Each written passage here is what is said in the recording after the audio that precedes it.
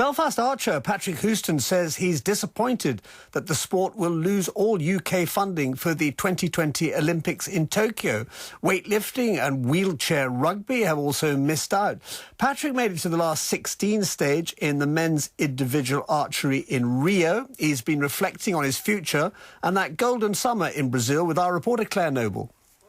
Dos filhos deste solo és mãe, gentil pátria amada Brasil.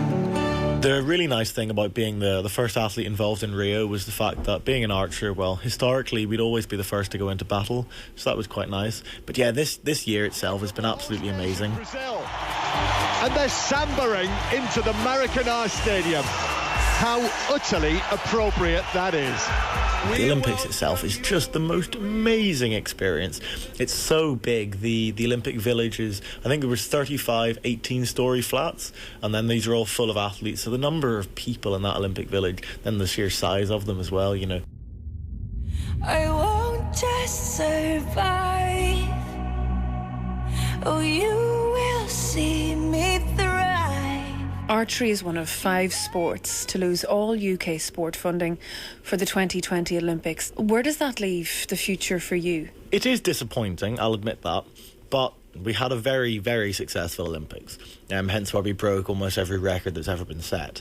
Archery hit our target, you know, we did what we aimed to achieve and had agreed with UK Sport, but because so many people exceeded their targets, we effectively get knocked on the pecking order. UK Sport won't be directly putting any money into the Olympic side of the Archery GB Performance Unit. We still have the Paralympic side, they topped their medal table.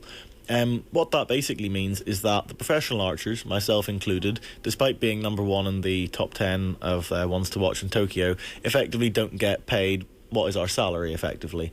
So that leaves us basically without a job. Archery is your passion. It's one of the oldest sports that's still practiced. But not a lot of people might know an awful lot about it. Can you tell me about some of the rules? In my quiver here, this was handmade by a friend of mine who's a master craftsman, sort of saddler. So effectively, we've got the quiver itself, which is a leather thing that holds the arrows. That slings around your waist. There are some people who shoot with them over the back, but for general functionality, not that useful. We've then got the arrows themselves. So I shoot a make called Carbon Express, which is a solid carbon arrow. We've then got a tool steel point, and then people would think of them as feathers at the back. They're now made of like a sort of mylar polythene kind of thing. So they're a sort of fairly flexible bit of plastic.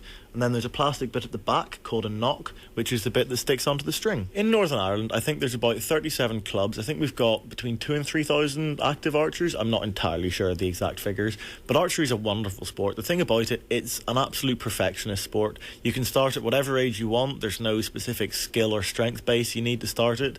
And then you put in the work, you learn technique, you practice it, you rehearse it, and the thing is, you get the result straight away. It literally lands straight in the middle of the target. There you go, Patrick Houston. I saw him in BBC Reception, actually, with his kit, and